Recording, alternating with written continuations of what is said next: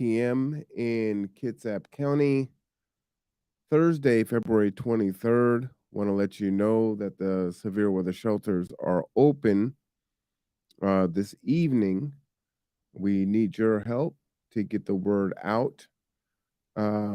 This is particularly important as everyone is seeing the weather outside from last night into today. It is currently 34 degrees in Kitsap County. It is tremendously cold. It only got a few degrees above freezing today. And so we're going to go back into those plunging temperatures.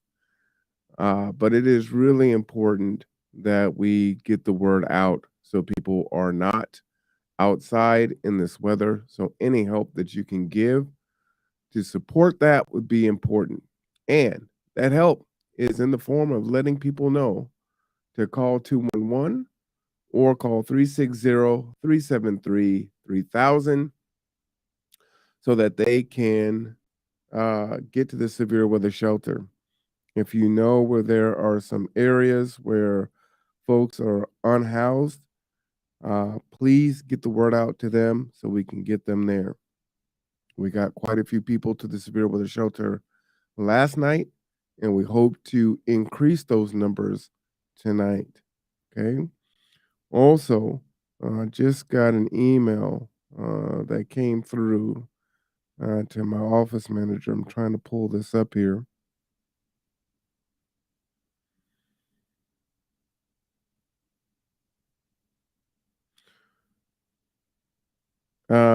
We need definitely volunteers in Silverdale. Silverdale shelter needs volunteers. Okay, the shelter cannot open. This is not a paid endeavor. And so the severe weather shelters open on the charity of these churches and people that are willing to staff the locations, right? So these organizations that are just opening up their doors, but they don't always have the volunteers to staff it, right? And then when the shelter opens for many days in a row, volunteers may not be able to volunteer every single night. So we need to increase the pool of volunteers so we can ensure that the shelter is open in times like this. These temperatures are going to remain this way for a while. And so if you're doing a shift, that would be a huge help. So on the screen here, how to volunteer. If you're interested in helping those who live without homes to find shelter when temperatures drop outside, all you have to do is fill out the volunteer application and pass a background check. As far as I know, it's the Washington State Patrol background check. Apply online through the Kitsap County Department of Emergency Management. The link is here. I'm going to go ahead and click on this, and I'm going to put it in the chat for you so that you have it and can click on it. But this is crucial, people. We really need your help. This is a big deal. Just volunteering for a few hours to ensure that the shelter is open is tremendously helpful. Okay. Here, this is the link that I've put in the chat if you want to become a volunteer. Thank you for your interest in becoming a volunteer. The programs offered by the Kitsap County Department of Emergency Management would not be successful if it weren't for the volunteers. Complete and sign the application to become a registered volunteer emergency worker. Search and rescue volunteers, please use a different form. Sign the photo release. Photos are sometimes taken at events, and we would like permission to use the pictures of volunteers. You need to pass a background check. Submit a photo for the Kitsap County Emergency Management identification. A photo should be a passport type headshot photo sent electronically, and it should be free of sunglasses or a hat and with a clear background. Regular glasses are fine. Maintain current contact information, including email and phone number. Meet the particular requirements of the program you are volunteering for.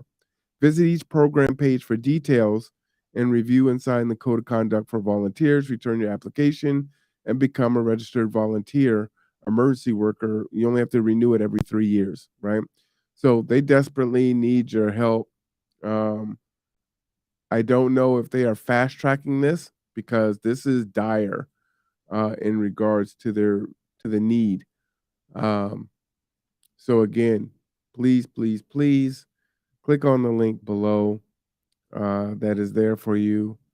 We need more volunteers to volunteer to staff the severe weather shelter when it opens, right? So it cannot open if they don't have the minimum number of volunteers to run that particular shelter. Okay.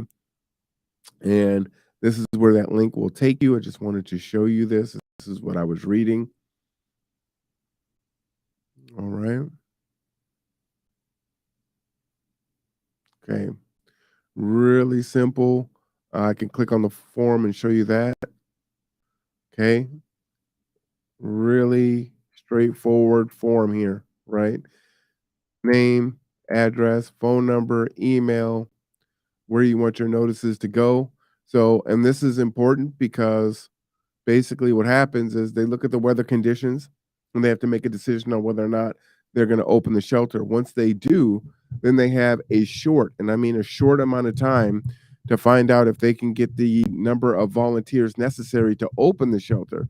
So sometimes the conditions can be um, would warrant opening the shelter, and unfortunately, there are not enough volunteers to open up a particular location. So if you're out there and you're seeing the weather is bad and you're like, "Hey, why isn't the shelter not open?" That's likely the reason why, okay?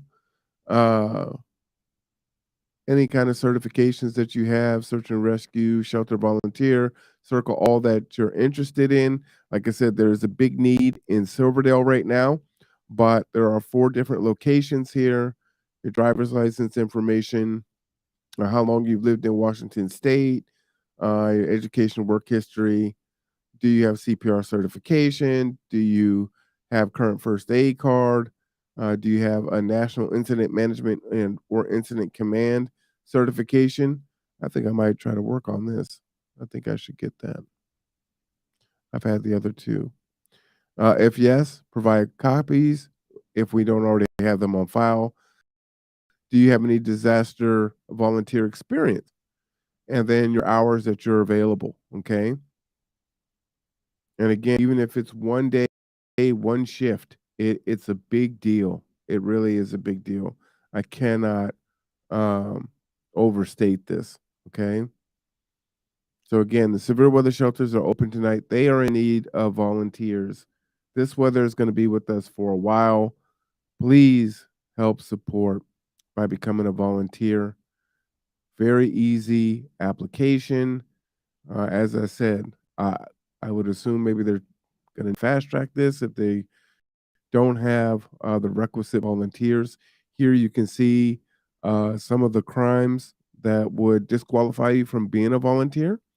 So, for all youth programs administered by DSHS, including DSHS, or state employees in covered positions, exempt programs administered by the ADSA, Home and Community Service, and the ADSA, Residential Care Service. Crimes, a person who has a crime listed below is denied unsupervised access to vulnerable adults, juveniles, and children. If 5 or more years appears after a crime, the person is automatically denied unsupervised access unless 5 or more years has passed since the date of conviction. After 5 years, an overall assessment of the person's character, competence, and suitability to have unsupervised access will be determined for denial. So again, if these things have happened and it's been more than 5 years, don't let that deter you from being a volunteer if your life has changed. And again, the fact that DSHS is using this criteria for those of you that may be looking for employment, if this is their gauge on what they're looking at, then this kind of works double for you and your for a benefit for you. Okay. I'm just going to scroll down these things slowly just so you can see them here. But again, if it's been 5 or more years, please apply. They need you. They need you. They need you. Okay.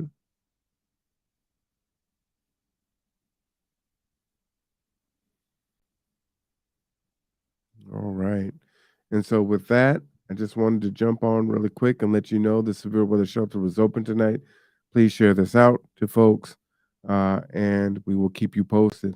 I'm R1 Cameron. This is the Conduit. Take care of yourself and each other. Bye bye.